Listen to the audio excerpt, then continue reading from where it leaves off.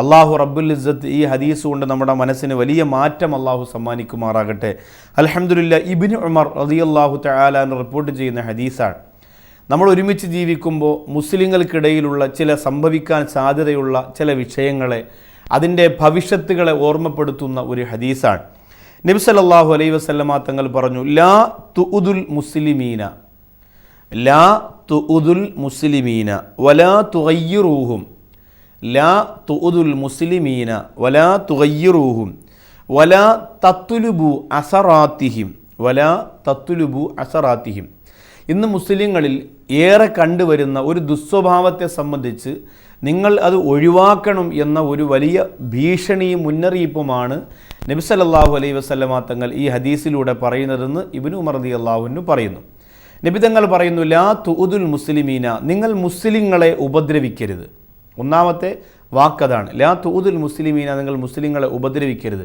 അത് കൈകൊണ്ടാകട്ടെ, കാലുകൊണ്ടാകട്ടെ, നാവ് കൊണ്ടാകട്ടെ, സമ്പത്ത് കൊണ്ടാകട്ടെ, നോട്ടം കൊണ്ടാകട്ടെ, ജീവിത രീതി കൊണ്ടാകട്ടെ, സംഭാഷണം കൊണ്ടാകട്ടെ, എന്ത് രീതിയിലാണെങ്കിലും ലാ തുഉദുൽ മുസ്ലിമീന, നിങ്ങൾ മുസ്ലിങ്ങളെ ഉപദ്രവിക്കാൻ പാടില്ല. വലാ തുഗയ്യിറൂഹും, നിങ്ങളവരെ ആക്ഷേപിക്കരുത്. നിങ്ങൾ ഒരിക്കലും അവരെ ആക്ഷേപിക്കരുത്, ഒരിക്കലും ആക്ഷേപിക്കാൻ പാടില്ല. നാം മുസ്ലിം പരസ്പരം അപമാനം വരുത്തി വെക്കരുത്, അഭിമാനത്തിന് ക്ഷതം വരുത്തരുത്. നമ്മുടെ പാർട്ടി അല്ലാത്തത് കൊണ്ടോ അല്ലെങ്കിൽ നമുക്ക് ഇഷ്ടപ്പെടാത്തവരായതുകൊണ്ടോ നാം പറഞ്ഞത് കേൾക്കാത്തത് കൊണ്ടോ നമുക്ക് യോജിക്കാത്ത അഭിപ്രായം പറഞ്ഞതുകൊണ്ടോ ഒന്നും അവരെ ആക്ഷേപിക്കാനും പരിഹസിക്കാനും പാടില്ല. ഇത് നബി സല്ലല്ലാഹു അലൈഹി വസല്ലമ തങ്ങളുടെ വാക്കാണ്. ആരെങ്കിലും ഒരു സന്തോഷത്തിന് വേണ്ടി എവിടെയെങ്കിലും ഇരുന്ന് എഴുതിയുണ്ടാക്കിയതല്ല. നമ്മളൊക്കെ മരണപ്പെടുമ്പോൾ ഒറ്റയ്ക്ക് ഉണ്ടാവുള്ളൂ ഖബറിൻ്റെ അകത്ത്. ആക്ഷേപിക്കാനും പരിഹസിക്കാനും തോളത്ത് കൈയിട്ടവരും കൂടെ നിന്നവരും ആരും ഉണ്ടാവുകയില്ല. അതുകൊണ്ട് ഈ ഹദീസ് സ്വീകരിച്ചോ, വലാ തുഗയ്യിറൂഹും, അവരെ നിങ്ങൾ ആക്ഷേപിക്കരുത്.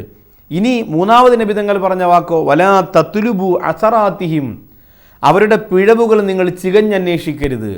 അവരുടെ പിഴവുകൾ, അവരുടെ തെറ്റുകുറ്റങ്ങൾ, അവർക്ക് സംഭവിച്ചു പോയ അബദ്ധങ്ങൾ, അതിനെ നാം ചികഞ്ഞന്വേഷിക്കരുത്. അവനവിടെ എന്താ ചെയ്തത്, എന്താ പറഞ്ഞത്, അവനവിടെ എപ്പോഴാണ് പോയത്, എത്ര മണിക്കാണ് അവിടെ എത്തിയത്, എന്തിനാണ് അവിടെ പോയത്, അങ്ങനെ അന്വേഷിച്ച് അവൻ്റെ പിഴവുകൾ കണ്ടെത്തിയിട്ട് പരസ്യമാക്കി നിങ്ങൾ അവനെ ആക്ഷേപിക്കരുത് എന്ന് സ്നേഹത്തിൻ്റെ, കാരുണ്യത്തിൻ്റെ നിറദീപമായ നബി സല്ലല്ലാഹു അലൈഹി വസല്ലമ തങ്ങൾ വളരെ വ്യക്തമായി ഓർമ്മപ്പെടുത്തുമ്പോൾ, നാം മുസ്ലിമാണ്, നമുക്ക് മുസ്ലിങ്ങൾക്ക് ഒരുപാട് ക്വാളിറ്റി ഉണ്ട്, ക്വാളിഫിക്കേഷൻ ഉണ്ട്.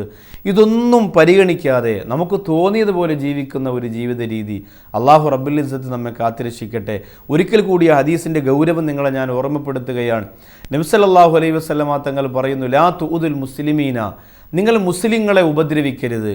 നിങ്ങൾ ഒരിക്കലും മുസ്ലിങ്ങളെ ഉപദ്രവിക്കരുത്, ഏത് രീതിയിലാണെങ്കിലും അവരെ ഉപദ്രവിക്കരുത്. വലാ തുഗയ്യിറൂഹും, നിങ്ങളവരെ ആക്ഷേപിക്കുകയും ചെയ്യരുത്. പരിഹസിക്കുന്നു, ആക്ഷേപിക്കുന്നു, കുറ്റപ്പെടുത്തുന്നു, ഒന്നും ചെയ്യരുത്.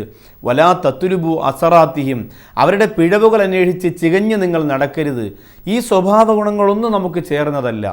എൻ്റെ പ്രിയപ്പെട്ട സഹോദരിമാർ തലയിൽ തട്ടമിടുന്ന, പർദ്ദയിടുന്ന, പ്രഭാഷണങ്ങൾക്ക് ഓടി വരുന്ന, എല്ലാ ആഴ്ചയിലും അൽജവാബിന് മുന്നിൽ വളരെ താല്പര്യത്തോടെ പ്രതീക്ഷയോടെ കാത്തിരിക്കുന്ന നിങ്ങൾക്ക് ഇത്തരം ദുസ്വഭാവങ്ങളും ദുർഗുണങ്ങളും ഉണ്ടാകാൻ പാടില്ല. എന്നോട് പലരും പറഞ്ഞിട്ടുണ്ട്, നിങ്ങളുടെ പ്രോഗ്രാം കൃത്യമായി കാണുന്ന ഒരു സഹോദരിയാണ്, ചെറിയൊരു വസ്തുതർക്കത്തിൻ്റെ പേരിൽ അവിടെ കിടന്ന് ബഹളം വയ്ക്കുന്നു, അവർ കിടന്ന് ചീത്ത വിളിക്കുന്നു.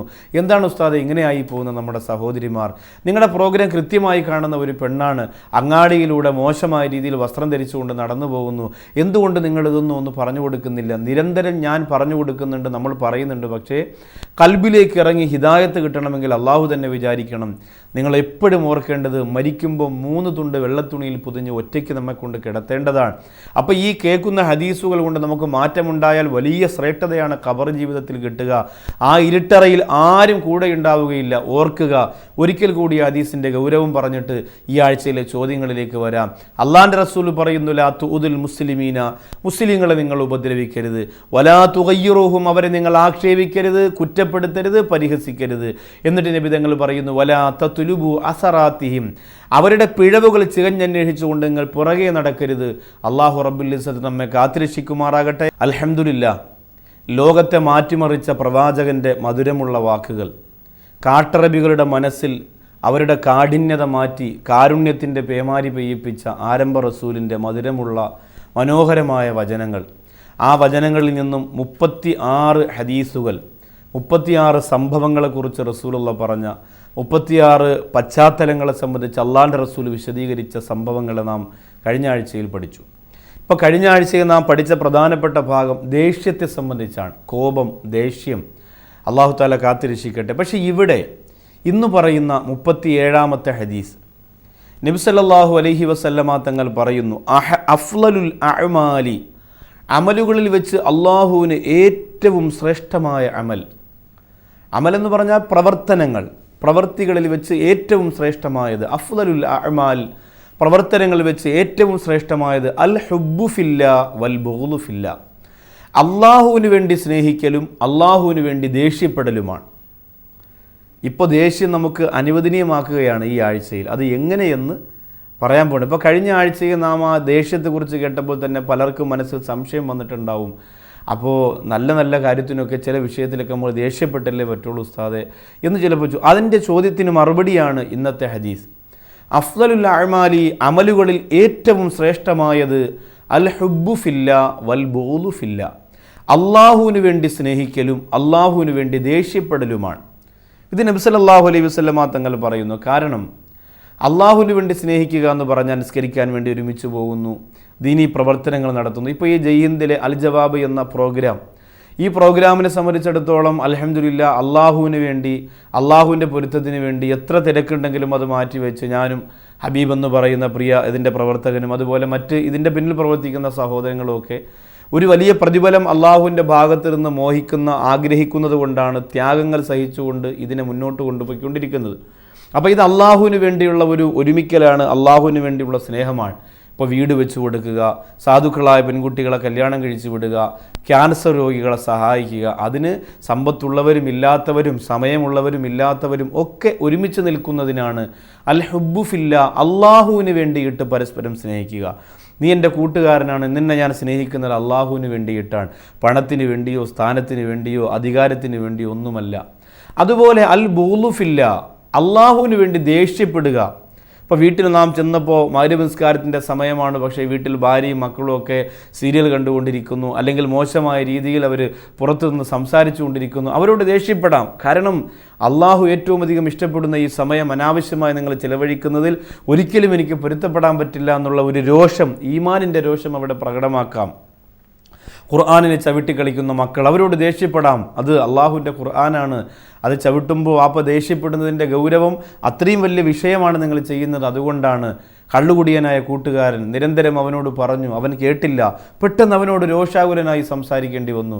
അത് ഇസ്ലാമിൻ്റെ പേരിൽ ചെയ്യൽ നിർബന്ധമായ കാര്യമാണ്, ഈമാനിൻ്റെ ഭാഗമാണ്.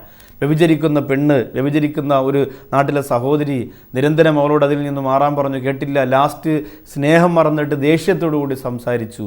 ഇതാണ് അള്ളാഹുവിന് വേണ്ടി ദേഷ്യപ്പെടുക എന്ന് പറയുന്നത്. ഇത് അള്ളാഹുവിന് ഇഷ്ടമുള്ള ഒരു കാര്യമാണ്. കഴിഞ്ഞ ആഴ്ചയിൽ നാം പറഞ്ഞ ദേഷ്യവും രോഷവും ഒക്കെ ആവശ്യമില്ലാത്ത സ്ഥലങ്ങളിലൊക്കെ ചുമ്മാ വെറുതെ ദേഷ്യപ്പെടലാണ്. ഇത് ആവശ്യത്തിന് വേണ്ടി, ദുനിയാവിൻ്റെ ആവശ്യത്തിന് വേണ്ടിയിട്ടല്ല, അള്ളാഹുവിൻ്റെ ആവശ്യത്തിന് വേണ്ടി, ആദർശത്തിന് വേണ്ടി, ആത്മീയ ശുദ്ധിക്ക് വേണ്ടിയുള്ള നമ്മുടെ ദേഷ്യപ്പെടലാണ്. ഇത് അനുവദനീയമാണ്. ഒരിക്കൽ കൂടി ഞാൻ ഹദീസ് പറയാം. വളരെ ചെറിയ ഹദീസാണ്, നമുക്ക് പെട്ടെന്ന് മനഃപ്പാഠമാക്കാൻ പറ്റും. ഒരു 40 ഹദീസ് നാം ഇങ്ങനെ മനഃപ്പാഠമാക്കിയാൽ നരകം നമുക്ക് നിഷിദ്ധമാകും. ആ ഹദീസിൻ്റെ പുണ്യം നമ്മുടെ ജീവിതത്തിൽ ഉണ്ടാകും. അല്ലാഹു തആല തൗഫീക്ക് തരട്ടെ. അഫ്ളലുൽ അഅ്മാലി, അമലുകളിൽ ഏറ്റവും ശ്രേഷ്ഠമായത് അൽ ഹുബ്ബു ഫില്ലാ, അള്ളാഹുവിന് വേണ്ടി സ്നേഹിക്കലാണ്. വൽ ബുഗ്ളു ഫില്ലാ, അള്ളാഹുവിന് വേണ്ടി ദേഷ്യപ്പെടലാണ്. ഈ അള്ളാഹുവിന് വേണ്ടി ചെയ്യുന്നതിൽ വളരെ ശ്രേഷ്ഠമായ പ്രതിഫലങ്ങളാണ് അള്ളാഹു നമുക്ക് തരിക. അപ്പോൾ നമ്മുടെ കുടുംബത്തെ നാം മനസ്സിൽ കൊണ്ടുവരിക. നമ്മുടെ ഭാര്യ, നമ്മുടെ മക്കൾ, നമ്മുടെ വീട്ടിൽ നമ്മുടെ മുതിർന്നവരാകട്ടെ ചെറിയവരാകട്ടെ, അള്ളാഹു ഏറ്റവും വെറുക്കുന്ന കാര്യങ്ങൾ അവർ ചെയ്യുകയാണെങ്കിൽ ഒരു കുടുംബനാഥൻ എന്ന രീതിയിൽ അവരോട് ദേഷ്യപ്പെട്ട് സംസാരിക്കേണ്ടി വന്നാൽ അത് തെറ്റല്ല. അവർ നല്ലത് ചെയ്താൽ അതിനുവേണ്ടി അവരെ സ്നേഹിക്കുക, നല്ല കൂട്ടുകാരെ ഉണ്ടാക്കുക, സമുദായത്തിനും സമൂഹത്തിനും ഉപകാരപ്രദമാകുന്ന നന്മകളെ വളർത്താൻ വേണ്ടി ബന്ധങ്ങളെ സ്ഥാപിക്കുക. അള്ളാഹു തൗഫീക്ക് തരുമാറാകട്ടെ.